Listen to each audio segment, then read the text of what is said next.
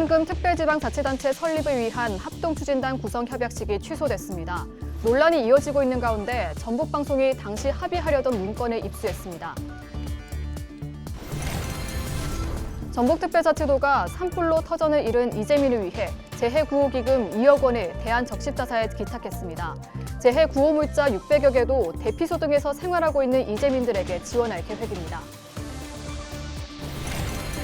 질병관리청이 전국에 일본뇌염주의보를 발령했습니다. 전북특별자치도 보건환경연구원이 질병의 매개체인 모기 출현 여부를 조사합니다. 농촌진흥청은 수산생물에서 소 버진병 치료에 효과적인 신규 항곰팡이 물질을 확인했습니다. 농진청은 국립수산과학원과 공동 연구를 통해 기술 이전을 완료했다고 밝혔습니다.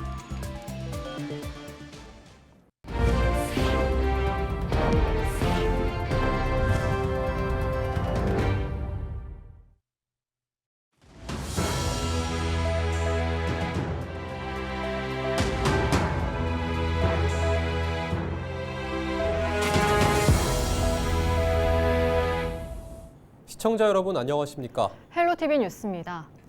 전북특별자치도가 추진하는 새만금 특별지방자치단체 설립을 위한 합동추진단 구성 협약식이 취소됐다는 소식 지난 19일 전해드렸죠. 내년 개항을 앞둔 새만금 신항에 대한 해양수산부의 무역항 지정을 앞두고 전북도가 군산시의 이해관계를 대변하고 있다며 김제시가 돌연 불참을 통보했기 때문인데요. 일련의 상황에 대해 논란이 이어지고 있는 가운데 전북방송이 그날 협약하려던 문건을 단독 입수했습니다. 정명기 기자의 보도입니다. 새만금 특별지방자치단체 합동추진단 구성 협약식이라는 제목의 4쪽짜리 문건입니다. 합동추진단 구성, 운영에 관한 합의사항은 3가지였습니다. 합동추진단은 전북도에 설치하고 단장은 군산과 김제, 부안 등 새만금 인접 3개 시군 부단체장이 맡는 것으로 적혀 있습니다. 하지만 문제는 지난해 말 도내 시장군수 협의회에서도 불거졌다시피 시군 부단체장 임명권을 전북도가 행사하고 있다는 논란거리가 여전하다는 겁니다. 시민들의 동의도 없는데 상급관청의 도에서 파견된 부단체장들이 일방적으로 새만금에 대한 주도권을 갖게 되면 그것은 도에서 새만금의 모든 사업들을 관장하고 일방적으로 끌고 가겠다는 그런 뜻 아니냐. 시대착오적 발상. 합동추진단 사무국 소속은 전북특별자치도 자치행정국이고 관련 업무를 총괄하는 사무국장 직위도 전북도에서 임명한다고 기재됐습니다. 단장과 사무국장을 제외한 13명 가운데 4명도 전북도 직원들로 지워지는 조직 구성안이 도출됐던 겁니다. 당초 합의문엔 김관영 전북도지사를 비롯해 군산과 김제, 부안 지역 시장군수와 시군의회 의장이 서명할 예정이었습니다. 그동안 3개 시군의 이해관계가 워낙 첨예한 까닭에 어려움이 컸지만 가까스로 합의를 끌어냈던 것으로 알려졌습니다. 참석을 하려고 했어요. 다 3, 4일 됐을 거예요. 어느 정도 서로 이걸 꼭 출범시키자.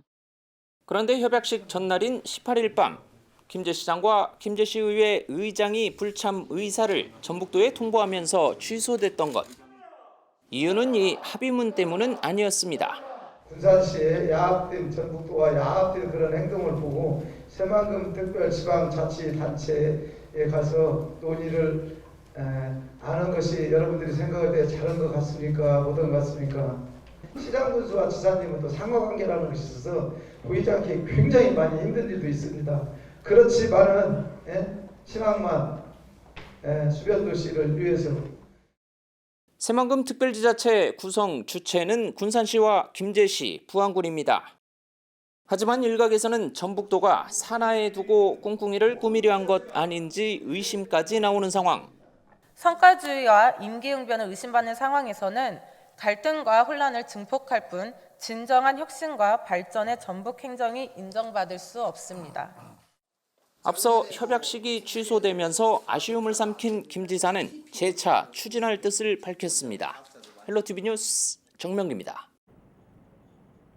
전북특별자치도가 산불로 터전을 잃은 정읍과 무주지역 등 이재민을 위해 재해구호기금 2억 원을 대한적십자사에 기탁했습니다. 또한 지역에 비축해둔 재해 구호물자 600여 개도 대피소 등에서 생활하고 있는 이재민들에게 지원할 계획입니다. 이와 함께 앞으로 피해 복구가 길어질 때 주거용 컨테이너 임대료 지원과 같은 추가 대책도 마련할 방침입니다. 질병관리청이 지난 27일 전국에 일본 뇌염주의보를 발령한 가운데 전북특별자치도 보건환경연구원이 질병의 매개체인 모기 출현 여부를 조사합니다. 전북보건환경연구원은 4월부터 매주 모기를 채집해 일본 뇌염을 옮기는 작은 빨간집 모기 출현 여부와 개체 밀도를 확인하는 등 감시 체계를 유지할 계획입니다. 바이러스를 가진 모기에 물리면 뇌염이 발생할 수 있는데 치료법이 없어 예방접종이 권장되고 있습니다. 농촌진흥청은 수산생물에서 소 버진병 치료에 효과적인 신규 항곰팡이 물질을 확인했습니다. 농진청은 국립수산과학원과 공동 연구를 통해 기술 이전을 완료했다고 31일 밝혔습니다. 소 버진병은 주로 송아지에서 발생하는 곰팡이성 피부병입니다. 연구진은 수산생물 자원인 곤쟁이 유래 미생물에서 항곰팡이를 발굴했습니다. 이를 감염된 실험동물 피부에 도포한 결과 임상 증상이 대조군 대비 70% 이상 개선된 것으로 파악됐습니다. 순창군 발효미생물산업진흥원이 축사 악취를 줄일 수 있는 미생물 16종을 발견했습니다. 이에 따라 순창군은 미생물 원천 소재를 확보하고 농가와 연계해 실증 연구 등을 추진할 계획입니다. 사업에 참여하고자 하는 농가는 진흥원 누리집에서 공고를 확인하고 신청하면 됩니다.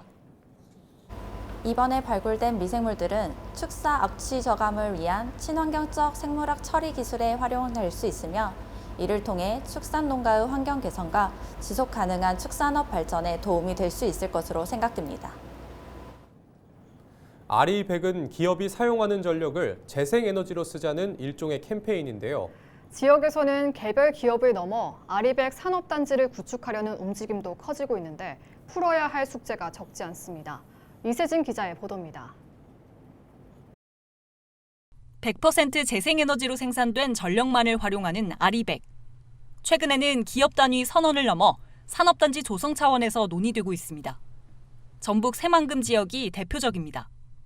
수도권 중심의 일극체제에서 지방 소멸을 막아낼 수 있는 또 하나의 요소가 되지 않을까 저는 이렇게 보고 있습니다. 그래서 새만금 지역의 RE100 산단을 구축하는 것이 아마 1차적 과제가 아닐까 싶습니다.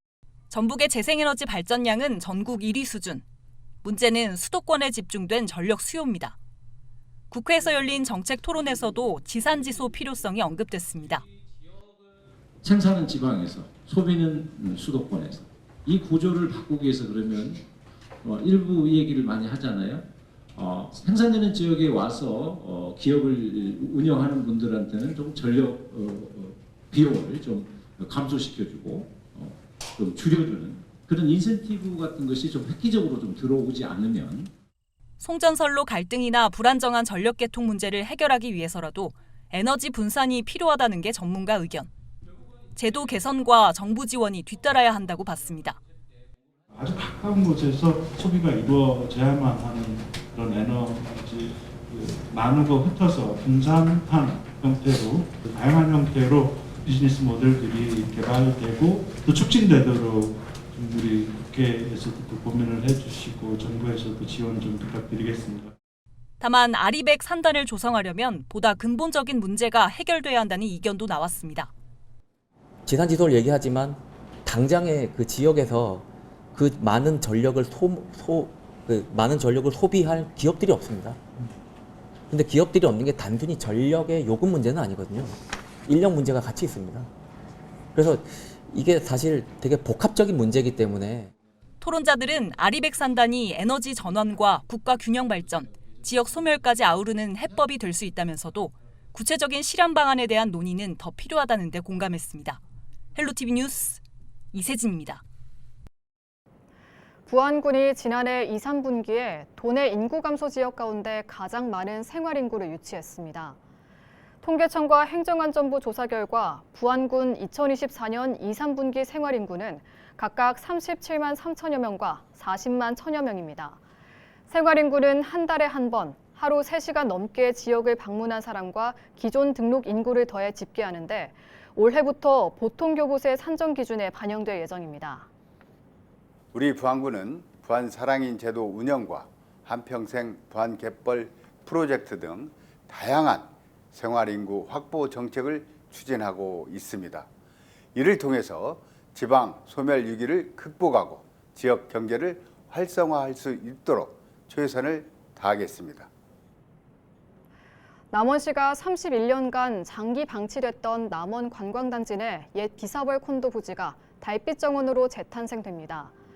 남원시는 지난 2020년 문화체육관광부로부터 국비를 지원받아 총 사업비 115억 원을 투입해 연면적 3,800여 제곱미터 규모의 미디어 아트 전시 방문자 센터를 조성한다고 밝혔습니다.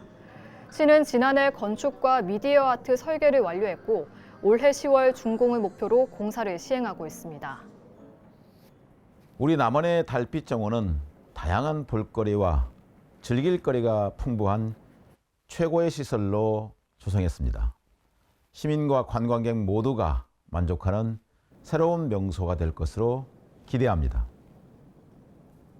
30일 저녁 8시 15분쯤 김제시 만경읍의 한 단독주택에서 불이 나 1시간 50여 분 만에 꺼졌습니다. 이 불로 건물 59제곱미터 등이 타 소방서 추산 3,500여만 원의 재산 피해가 났습니다.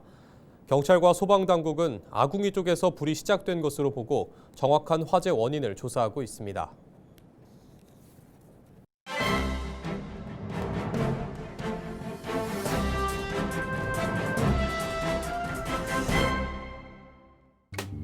전북 도민일보 기사입니다.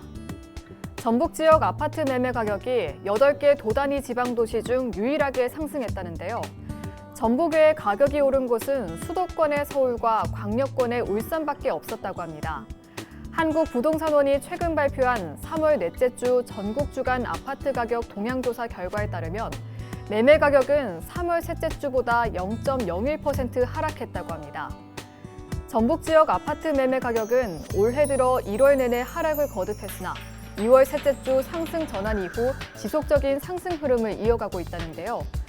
이 기간 8개 도단위 지역 평균은 2월 셋째 주 마이너스 0.04%에서 넷째 주 마이너스 0.05% 등을 기록한 것과는 대조를 이룬다고 합니다.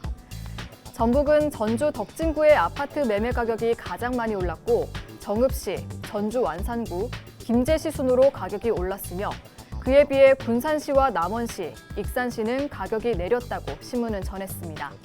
지금까지 신문 브리핑이었습니다.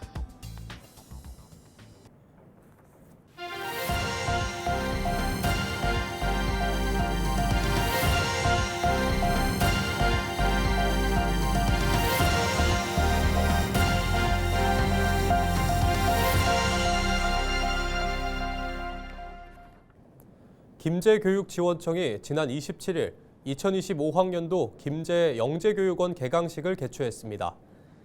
이에 따라 김제 영재교육원은 이달부터 창의적 사고와 문제 해결이 가능한 융합 수업과 개별 맞춤형 수업, 자기주도적 프로젝트 수업을 운영합니다. 올해 김제 영재교육원에는 61명이 뽑혔습니다. 경찰관들이 순찰 도중 주택에서 불이 난 것을 발견하고 초기 대응하면서 인명피해를 막은 사실이 뒤늦게 알려져 화제입니다.